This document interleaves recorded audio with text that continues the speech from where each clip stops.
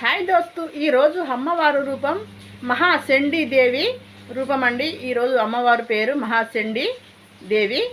ఆమె మీద నేను ఒక పాట పాడుతున్నాను. శ్రీ చండీ దేవి రావమ్మ, మా పూజలందుకోవమ్మ.